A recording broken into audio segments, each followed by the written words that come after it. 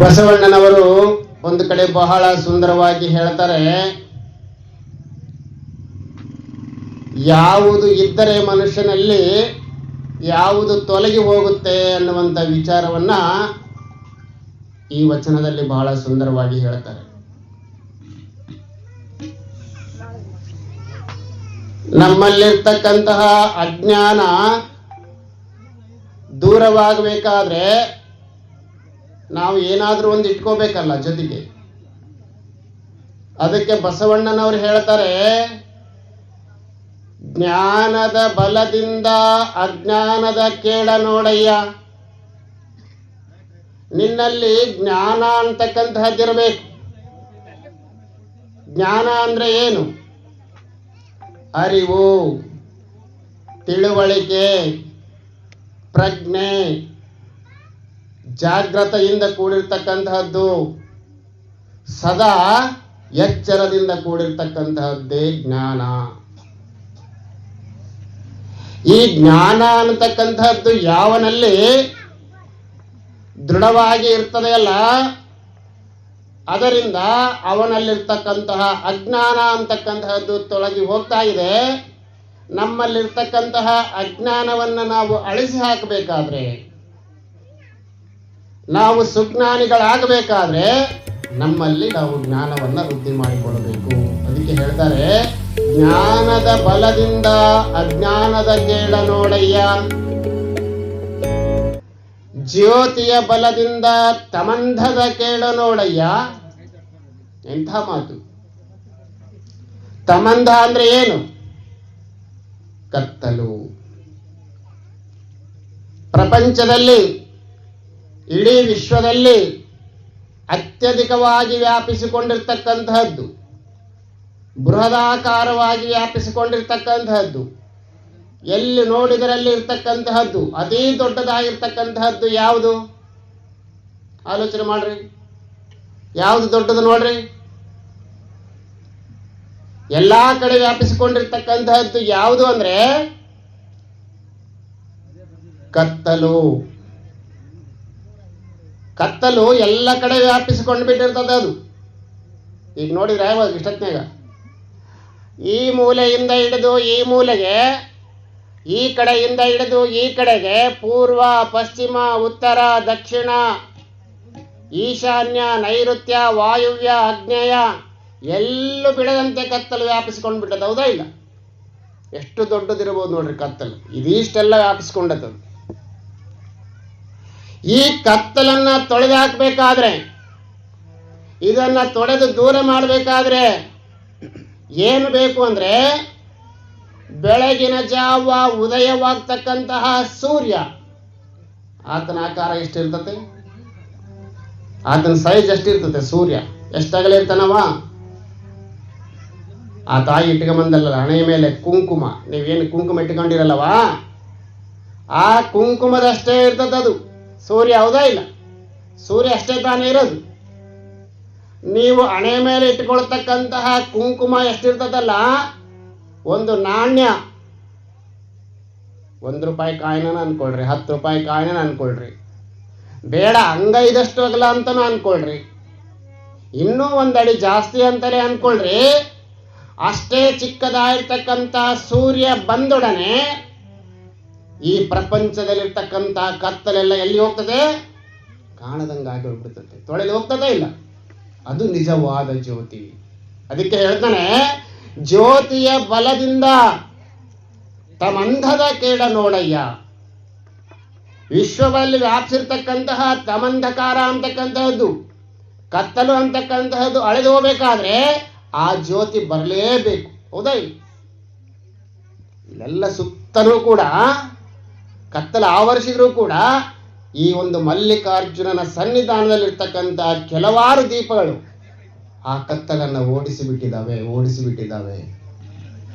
ಆ ಕತ್ತಲನ್ನ ಓಡಿಸಬೇಕಂದ್ರೆ ಬೆಳಕನ್ನ ಪಡ್ಕೋಬೇಕು. ನಾವು ನಮ್ಮೊಳಗಿನ ಅಂಧಕಾರವನ್ನ ತೊಳಬೇಕಾದ್ರೆ ಒಳಗಿನ ಬೆಳಕನ್ನ ನಾವು ಅರಿತುಕೊಳ್ಳಬೇಕು. ಅದು ಸದಾ ಉರಿಯುವಂತೆ ಮಾಡಬೇಕು. ಅದಕ್ಕೆ ಹೇಳ್ತಾ ಇದ್ದಾನೆ, ಜ್ಯೋತಿಯ ಬಲದಿಂದ ತಮಂಧದ ಕೇಡ ನೋಡಯ್ಯ. ಮುಂದುವರೆದು ಹೇಳ್ತಾರೆ, ಸತ್ಯದ ಬಲದಿಂದ ಅಸತ್ಯದ ಕೇಳ ನೋಡಯ್ಯ. ಅಸತ್ಯ ಅಂದ್ರೆ ಏನು? ಮಿಥ್ಯಾ ಅಂತಕ್ಕಂಥದ್ದು. ಯಾವುದು ಮಿಥ್ಯ? ಅದ್ವೈತವನ್ನ ಹಿಡ್ಕೊಂಡು ಹೋಗ್ತೀರಾ. ನಿಜವಾದ ಪ್ರಾಪಂಚಿಕ ಸತ್ಯ ಯಾವುದು ಅಂತ ಇನ್ನೂ ಯಾರಿಗೂ ಗೊತ್ತೇ ಆಗಿಲ್ಲ. ಕೆಲವರೆಲ್ಲ ಕಣ್ಣಿಗೆ ಕಾಣುವುದು ಮಾತ್ರ ಸತ್ಯ ಅಂತ ಭಾವಿಸಿದ್ದಾರೆ. ಇನ್ನು ಕೆಲವರು ಕಣ್ಣಿಗೆ ಕಾಣದೇ ಇರ್ತಕ್ಕಂತಹದ್ದು ಸತ್ಯ ಅಂತ ಭಾವಿಸಿದ್ದಾರೆ. ಇವತ್ತು ಇದ್ದಿದ್ದು ನಾಳೆ ಇರಲ್ಲ, ಇದೆಲ್ಲ ಮಿಥ್ಯ ಅಂತೇಳಿ, ಬ್ರಹ್ಮ ಸತ್ಯ ಜಗತ್ತು ಮಿಥ್ಯ ಅಂತೇಳಿ ಅದ್ವೈತಿಗಳು ವಾದವನ್ನ ಮಾಡ್ತಾರೆ. ಈ ಜಗತ್ತಿನಲ್ಲಿ ಸತ್ಯವಾಗಿರ್ತಕ್ಕಂಥದ್ದು ಯಾವುದಂದ್ರೆ ಬ್ರಹ್ಮ, ಪರಾತ್ಪರವಾಗಿರ್ತಕ್ಕಂತಹ ಬ್ರಹ್ಮ ವಸ್ತು. ನಮ್ಮ ನಿಮ್ಮ ಭೂಮಿ, ಪ್ರಪಂಚ, ಪೃಥ್ವಿ, ಅಪ್ಪು, ವಾಯು, ತೇಜ, ಆಕಾಶ ಎನ್ನುವಂತಹ ಪಂಚ ಮಹಾಭೂತಗಳ ಉತ್ಪತ್ತಿಗೆ ಕಾರಣವಾಗಿರ್ತಕ್ಕಂತಹದ್ದು. ನಮ್ಮ ನಿಮ್ಮೆಲ್ಲರ ಹುಟ್ಟು ಮತ್ತು ಸಾವುಗಳಿಗೆ ಕಾರಣವಾಗಿರ್ತಕ್ಕಂತಹದ್ದು. ನಮ್ಮ ನಿಮ್ಮನ್ನೆಲ್ಲ ನಿರಂತರವಾಗಿ ಆಟವಾಡಿಸ್ತಕ್ಕಂತಹದ್ದು. ಒಂದೂ ದಿನ ನಮ್ಮ ಕಣ್ಣಿಗೆ ಕಾಣದೇ ಇರ್ತಕ್ಕಂಥದ್ದು. ನೋಡಿರೇನ ಪರಬ್ರಹ್ಮ ವಸ್ತುನ ಯಾರಾದ್ರೂ ನೋಡಿರಾ? ಸಾಧ್ಯವೇ ಇಲ್ಲ. ಆ ಪರಾತ್ಪರವಾಗಿರ್ತಕ್ಕಂಥ ವಸ್ತುವನ್ನ ನೋಡಲಿಕ್ಕೆ ಸಾಧ್ಯವಿಲ್ಲ. ಆದರೆ ಅದನ್ನ ಅನುಭವಿಸಬಹುದು. ಹೇಗೆ ಅನುಭವಿಸಬಹುದಂದ್ರೆ ಅದಕ್ಕೆ ಹೇಳ್ತಾ ಇದ್ದಾರೆ, ಕೂಡಲ ಸಂಗನ ಶರಣರ ಅನುಭವದಿಂದ, ಸಾಧು ಸಜ್ಜನರ ಸಹವಾಸದಿಂದ, ಗುರು ಲಿಂಗ ಜಂಗಮದ ಸಹವಾಸದಿಂದ, ಮಹಿಮಾನ್ವಿತರ ಸಹವಾಸದಿಂದ, ಸಜ್ಜನರ ಸಂಘದಿಂದ ಎಲ್ಲ ವಿಷಯಗಳನ್ನ ಅರಿತುಕೊಂಡು ಜ್ಞಾನದ ಮಾರ್ಗವಾಗಿ ನಡೆದು ಹೋಗ್ತಾ ಹೋಗ್ತಾ ನಾವು ಪರಿಪೂರ್ಣರಾಗಿ ಹೋದಂತೆಲ್ಲ ಆ ಪರಾತ್ಪರವಾಗಿರ್ತಕ್ಕಂಥ ವಸ್ತುವಿನ ಒಂದು ಇರುವಿಕೆ ನಮಗೆ ಅನುಭವ ಆಗ್ತದೆ. ಯಾರಾದ್ರೂ ಕೇಳಿದ್ರೆ ದೇವ್ರು ಎಲ್ಲದನಪ್ಪ ಅಂತ ಹೇಳ್ತೀವಿ ನಾವು. ಹೌದಿಲ್ಲ? ದೇವ್ರನ್ನ ತೋರ್ಸಕ್ಕಾಗುತ್ತೇನೆ ಯಾರಿಗನ? ದೇವ್ರೆಲ್ಲಿದಾನಂದ್ರೆ ಗುಡಿಯೊಳಗಿರುವ ದೇವರನ್ನ ತೋರಿಸ್ತೀವಿ ನಾವು. ಅಷ್ಟು ಮಾತ್ರ ಗೊತ್ತು ನಮಗೆ. ಫೋಟೋದಾಗ ಬರೆದಿರೋ ದೇವರನ್ನ ತೋರಿಸ್ತೀವಿ ನಾವು. ದೇವರು ಫೋಟೋದಲ್ಲಿ ಮಾತ್ರ ಇಲ್ಲ, ನೀವು ಕೂಡಿಸಿದ ಗುಡಿಯೊಳಗೆ ಮಾತ್ರ ಇಲ್ಲ. ಅಣು, ರೇಣು, ತೃಣ, ಕಾಷ್ಟ ಪ್ರತಿಯೊಂದರಲ್ಲಿ ಕಣ್ಣಿಗೆ ಕಾಣುವ ಮತ್ತು ಕಾಣದೇ ಇರುವ ಪ್ರತಿಯೊಂದರಲ್ಲಿ ಭಗವಂತ ಇದ್ದಾನೆ. ಕ್ಷಣ ಕ್ಷಣಕ್ಕೂ ದಿನ ದಿನಕ್ಕೂ ನೀನು ಏನು ಮಾಡ್ತಾ ಇದ್ದೀಯಾ, ಏನು ಬಿಡ್ತಾ ಇದ್ದೀಯಾ ಅಂತ ಭಗವಂತ ನೋಡ್ತಾನೆ ಇದ್ದಾನೆ. ಆತನಿಗೆ ಕಾಣದಂತೆ ನಮಗೆ ಏನನ್ನೂ ಮಾಡಲು ಸಾಧ್ಯವಿಲ್ಲ. ಹೌದಾ ಇಲ್ಲ? ಆ ವಸ್ತು ಏನಿದೆಯಲ್ಲ, ಎಲ್ಲವನ್ನ ನೋಡ್ತಾ ಇದೆಯಲ್ಲ, ಅದುವೇ ನಿಜವಾದ ಸತ್ಯ. ಅಂತಹ ಸತ್ಯವನ್ನ ಬಲವಾಗಿ ಯಾರು ನಂಬುತ್ತಾರೋ, ಆ ಸತ್ಯವನ್ನ ಯಾರು ನಂಬಿ ನಡೀತಾರೋ, ಆ ಒಂದು ಸತ್ಯ ನಂಬಿದಾಗ ಮಾತ್ರ ಅಸತ್ಯದ ಕೇಡಾಗ್ತದೆ ಅಂತ ಹೇಳ್ತಾನೆ. ಈ ಮಿಥ್ಯದ ಕೇಡಾಗಬೇಕಾದ್ರೆ ಸತ್ಯವನ್ನ ನಾವು ಪ್ರಬಲವಾಗಿ ನಂಬಬೇಕಾಗ್ತದೆ. ಅದಕ್ಕೆ ಸತ್ಯದ ಬಲದಿಂದ ಅಸತ್ಯದ ಕೇಡ ನೋಡಯ್ಯ, ಕೂಡಲ ಸಂಗನ ಶರಣರ ಅನುಭವದಿಂದ ಎನ್ನ ಭವದ ಕೇಡ ನೋಡಯ್ಯ. ಈ ಪ್ರಪಂಚದಲ್ಲಿ ನಾವು ಭವಬಂಧನದಲ್ಲಿ ಬಂದು ಸಿಲುಕಾಕಿಕೊಂಡಿದ್ದೇವೆ. ಹೌದಾ ಇಲ್ಲ? ಈ ಪ್ರಪಂಚದಲ್ಲಿ ಹುಟ್ಟಿದೀವಲ್ಲ, ಯಾರಾದ್ರೂ ಸುಖವಾಗಿದ್ದೀರಾ? ನಾವು ಹೇಳ್ಬಿಟ್ರೆ ನೋಡೋಣ. ಹುಟ್ಟಿದಲ್ಲಷ್ಟು ನನಗೆ ಏನು ತೊಂದರೆ ಆಗಿಲ್ಲ, ಇವಾಗಲೂ ಸುಖವಾಗೇ ಇದ್ದೀನಿ, ನೆಮ್ಮದಿಯಾಗೇ ಇದ್ದೀನಿ, ಮುಂದೆನೂ ನೆಮ್ಮದಿಯಾಗಿರ್ತೀನಿ, ಹಿಂದೆನೂ ಇದ್ದೆ, ಇವತ್ತು ಇದ್ದೀನಿ, ಮುಂದೆನೇ ಇದ್ದೀನಿ ಅಂತಕ್ಕಂಥವ್ರು ಯಾರಾದ್ರೂ ಇದ್ದೀರಾ? ಯಾರು ಇಲ್ಲ ಪ್ರಪಂಚದಲ್ಲಿ ನೆಮ್ಮದಿಯಿಂದ ಇರ್ತಕ್ಕಂಥವ್ರು. ಯಾರು ನೆಮ್ಮದಿಯಾಗಿ ಇರ್ತಾರಂದ್ರೆ ಆ ಭಗವಂತನನ್ನ ನಂಬಿ ಅವನ ಅನುಭವವನ್ನ ಸ್ವಾನುಭವದಲ್ಲಿ ತಂದುಕೊಂಡವರು ಮಾತ್ರ ನೆಮ್ಮದಿಯಿಂದಿರಲಿಕ್ಕೆ ಸಾಧ್ಯ. ಆ ನೆಮ್ಮದಿಯನ್ನ ಪಡೆಯಲಿಕ್ಕಾಗಿ ನಾವು ಈ ಜನ್ಮವನ್ನ ಪಡ್ಕೊಂಡ್ ಬಂದಿದ್ದೀವಿ. ಅದಕ್ಕೆ ಈ ಒಂದು ನರಜನ್ಮವನ್ನ ಪಡ್ಕೊಂಡು ಹರನ ಸಾಧನೆಯನ್ನ ಮಾಡಿ ನಾವು ಹೊರಟಾಗ ಮಾತ್ರ ನಮಗೆ ಶಾಶ್ವತವಾಗಿರ್ತಕ್ಕಂತಹ ನೆಮ್ಮದಿ ಸಿಗ್ತದೆ. ಅದಕ್ಕೆ ಹೇಳ್ತಾನೆ, ಕೂಡಲ ಸಂಗನ ಶರಣರ ಅನುಭವದಿಂದ. ಅದೇನು ಸುಮ್ಮನೆ ಆಗ್ತದೆ ಅನುಭವ.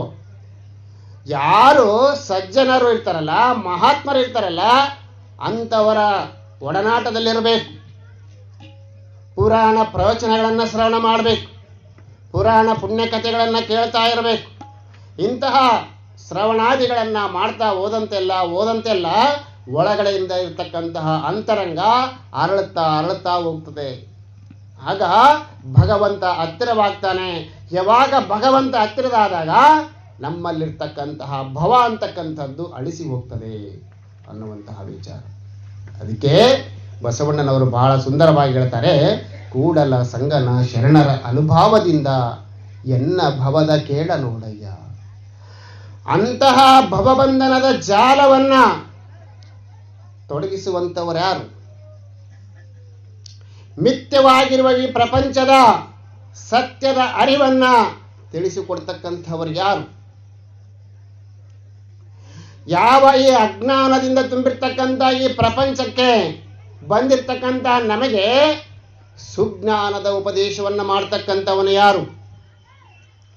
ಯಾವ ಕತ್ತಲಿನಿಂದ ಕೂಡಿರ್ತಕ್ಕಂತಹ ಈ ವಿಶ್ವದಲ್ಲಿ ಜ್ಯೋತಿಯ ಬೆಳಕನ್ನು ತೋರಿಸ್ತಕ್ಕಂಥವರು ಯಾರು ಅಂತ ನಾವು ಆಲೋಚನೆ ಮಾಡಿದಾಗ ಗುರು ಮಾತ್ರ, ಶ್ರೀ ಗುರು ಮಾತ್ರ ನಮಗೆ ಜ್ಞಾನದ ಕಡೆ ಕರೆದುಕೊಂಡು ಒಯ್ಯಲಿಕ್ಕೆ ಸಾಧ್ಯ.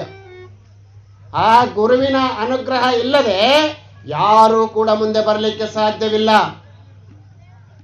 ಜಗತ್ತನ್ನ ಸೃಷ್ಟಿ ಮಾಡಿಬಿಟ್ಟ ಭಗವಂತ ಯಾರು? ಬ್ರಹ್ಮ, ವಿಷ್ಣು, ಮಹೇಶ್ವರ. ಸೃಷ್ಟಿಕರ್ತ ಬ್ರಹ್ಮ ಅಂತ ಹೇಳ್ತೀವಿ, ಸಂರಕ್ಷಣೆ ಮಾಡ್ತಕ್ಕಂಥವ ವಿಷ್ಣು ಅಂತ ಹೇಳ್ತೀವಿ, ಲಯವನ್ನ ಮಾಡ್ತಕ್ಕಂಥವ ಶಿವ ಅಂತ ನಾವೆಲ್ಲ ಒಪ್ಕೊಂಡ್ಬಿಟ್ಟಿದ್ದೀವಿ. ಬ್ರಹ್ಮ ಏನು ಮಾಡ್ತಾ ಇದ್ದಾನೆ? ನಮ್ಮನ್ನೆಲ್ಲ ಸೃಷ್ಟಿ ಮಾಡಿಬಿಟ್ಟ, ಹಣೆ ಬರವನ್ನ ಬರೆದು ಒಳಗಡೆ ಹಾಕ್ಬಿಟ್ಟ. ಆತ ನಮ್ಮನ್ನ ಎಲ್ಲಿಗೆ ಕಳಿಸಿದ ಅಂದ್ರೆ ಮರ್ತ್ಯಲೋಕಕ್ಕೆ, ಈ ಭೂಲೋಕಕ್ಕೆ ಕೆಳಗೆ ದಬ್ಬಿದ್ದಾನೆ. ಈ ಕೆಳಗೆ ಬಿದ್ದ ನಮ್ಮನ್ನ ಮೇಲೆತ್ತುವವರು ಯಾರು? ಆತ ಬ್ರಹ್ಮ ಬಂದು ಕೈ ಹಿಡಿದು ಎಳ್ಕಂತಾನೆ ಯಾರು? ಪರಮಾತ್ಮ ಬಂದು ಎಳ್ಕಂತಾನ? ಯಾರು ಎತ್ತುವುದಿಲ್ಲ. ಕೆಳಗೆ ಬಿದ್ದುವರನ್ನು ಮೇಲೆತ್ತುವವನು ಒಬ್ಬನು, ಅವನೇ ಶ್ರೀ ಗುರು.